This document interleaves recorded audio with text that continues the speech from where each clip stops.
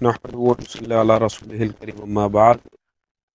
دین کا مدار تمام کا تمام قرآن اور حدیث کے اوپر ہے، نہ کہ کسی اور کہانیوں پر۔ مجھے کسی شخص ویڈیو ارسال کی جو حضرت مولانا منظور مینگل صاحب دامت برکاتہم العالیہ کی ہے، اس ویڈیو کے اندر وہ ایک واقعہ بتا رہے ہیں ہندوستان کی کسی بزرگ کا، جن کا نام عبد القدوس تھا۔ غالباً یہ وہی عبد القدوس کا تذکرہ ہے کہ جن کا چشتیہ کے مشائخ کے اندر نام ہے عبد القدوس گنگوہی رحمۃ اللہ علیہ۔ عرض کر رہا ہوں کہ یہ پیر عبد القدوس کے زمانے میں وہ ہندو اڑتا تھا، کہتا ہے کوئی مقابلہ اگر تمہارا اسلام حق پر ہے تو آ جاؤ۔ یہ ہندوستان میں جو حضرت آپ کے تھے پیر عبد القدوس صاحب تھے، اور حضرت باقی باللہ صاحب تھے، پیر عبد القدوس رحمۃ اللہ علیہ شاہ عبد العزیز کے زمانے میں، جیسے کہ ایک بندہ اللہ آپ کا والا کرے ہندو اڑتا تھا۔ مولانا یہ جو ابھی بھی یہ خبیث لوگ، یہ تو جادوگر ہیں، سمجھے، ایسے ایسے کرشمے ہیں کہ اڑتے ہیں یہودی باقاعدہ، چونکہ انہی کی اولاد ہے نا، وہاں سے انہوں نے سیکھا، قبطیوں سے بھی سیکھا، فرعونیوں سے بھی سیکھا، جادو مسلسل ان میں آ رہا ہے۔ چھوڑو، یہ ہمارے بلوچوں میں اتنا زیادہ ہے نا کہ توبہ توبہ۔ بلوچوں میں جو اللہ 1 نمبر اس وقت جادو یہودیوں میں، دوسرے نمبر پر یہ بلوچوں میں جو ذکری قبیلہ ہے، ذکری قبیلہ، بیٹھے بیٹھے آپ کے عالم کی زبان بند ہو جائے گی۔ تیسرا بنگالی اور برمیوں میں، چاہے ان کا مولوی ہو تب بھی جادو کرے گا، ایسے کرشمے بنگالی برمی، ان کے علماء پر بھی بہت کم ہی اعتماد کیا جاتا ہے۔ سمجھ شریف میں ہے کہ نہیں؟ یہ ہے، اللہ ہم سب کی حفاظت کرے۔ یہ تو مدارس میں ہوتا ہے، بریلویوں کے مدارس میں بھی، دیوبندیوں کے مدارس میں بھی اسی طرح۔ علامہ انور شاہ کشمیری پر جادو ہوتے رہے، حضرت اقدس مفتی محمود حسن گنگوئی پر، اور حضرت اقدس عارف باللہ شیخ الحدیث، جس کو ہمارے حضرت فرماتے تھے کہ واقعتاً شیخ الحدیث کا لفظ اسی کے لیے مناسب ہے، مولانا زکریا رحمۃ اللہ علیہ، یہ سب پر جادو ہو گیا۔ مفتی محمود حسن گنگوئی کی زبان بند ہو گئی، شاہ صاحب رحمۃ اللہ علیہ پر کتنا ہوا۔ یہ ہوتا ہے، میں عرض کر رہا ہوں کہ یہ پیر عبد القدوس کے زمانے میں وہ ہندو اڑتا تھا، کہتا ہے کوئی مقابلہ اگر تمہارا اسلام حق پر ہے تو آ جاؤ۔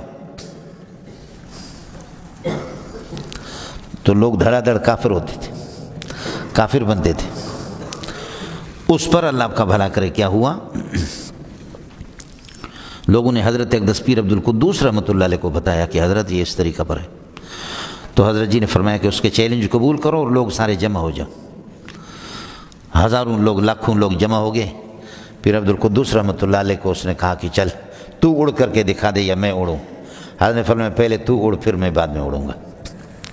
لوگ لاکھوں دیکھ رہے کہ ہندو تو اڑتا ہے، لیکن اپنے حضرت کو کبھی اڑتے ہوئے نہیں دیکھا، کیسے ہمارا حضرت اڑے گا؟ ہندو اڑنے لگا ہے، F-16 کی طرح اڑ رہا، سمجھے، وہ اڑنے لگا۔ حضرت اقدس نے وہ جو لکڑی جیسے ان کے جوتے ہوتے تھے کھڑاؤں جو پہنتے ہیں، آپ نے دیکھا کڑک کڑک کڑک کے ایسے ہوتے، یہ ایئرپورٹ پہ بادلوں کے، اب تو کم ہو گئے، پہلے ہوتے۔ حضرت نے جوتا یہاں سے نکالا، نکال کر کے پتہ نہیں اس پہ کیا پڑا، اس کو پھینکا اوپر۔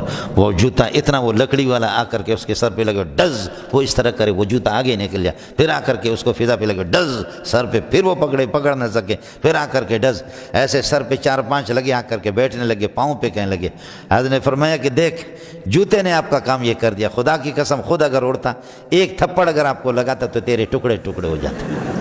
عبد القدوس گنگوئی رحمۃ اللہ علیہ بے شک ایک بہت بڑے اللہ والے اور نیک انسان اور چشتیہ کے شیوخ میں سے ایک شیخ تھے، لیکن جو واقعہ مولانا منظور مینگل صاحب دامت برکاتہم العالیہ نے سنایا ہے، جہاں تک میرے علم میں ہے، پوچھنے والے نے سوال کیا، میں بتا رہا ہوں۔ میں آپ کو ایک کتاب کا انٹرفیس دکھاتا ہوں۔ یہ کتاب ہے خواجگان چشت کے نام سے، جس کے اندر چشتیہ کے مشائخ کے واقعات لکھے ہیں، اور اسی کتاب کے اندر یہ واقعہ نقل کیا گیا ہے خواجہ معین الدین چشتی اجمیری رحمۃ اللہ علیہ کے بارے میں، کہ ان کا مقابلہ ہوا تھا جیس پال جوگی کے ساتھ۔ جیس پال جوگی جو تھا، وہ اس کے پاس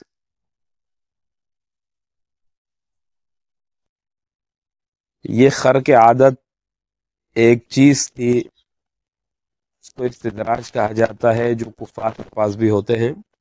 جس کے ذریعے سے وہ اڑا کرتا تھا اور لوگوں کو اپنی طرف بلاتا تھا وغیرہ وغیرہ. اس میں یہ واقعہ ہے. حضرت نے اپنی چپل سے مار مار کے اس کو نیچے گرایا. تو دیکھیں میں درکنار اس کے کہ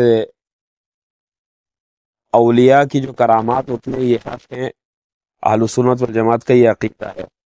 جہاں تک اگر بات رہی حضرت خواجہ معین الدین چشتی اجمیری رحمۃ اللہ علیہ کے جوتے کی، تو چلو اس کو کرامتاً مان لیا جا سکتا ہے، لیکن جیس پال جوگی کا اڑنا اگر یہ جادو کی وجہ سے تھا تو جادو کا یہ میرا چیلنج ہے پوری دنیا کے جادوگروں کو اور ہر اور اس انسان کو کہ جو جادو پر بہت زیادہ یقین رکھتا ہے کہ وہ یہ ثابت کر کے دکھا دے کہ جادو کے اندر یا تو غائب ہونے کا جادو ہوتا ہے یا اڑنے کا جادو ہوتا ہے. پوری دنیا کا جادو جتنا میں جانتا ہوں کسی کے پاس بھی اڑنے کا علم جادوگر کے پاس نہیں ہے، وہ اڑ نہیں سکتا. ہاں یہ بات الگ ہے کہ وہ نظر بندی کے ذریعے لوگوں کو یہ دکھائے کہ میں اڑ رہا ہوں، حقیقت میں وہ اڑ نہیں رہا ہو.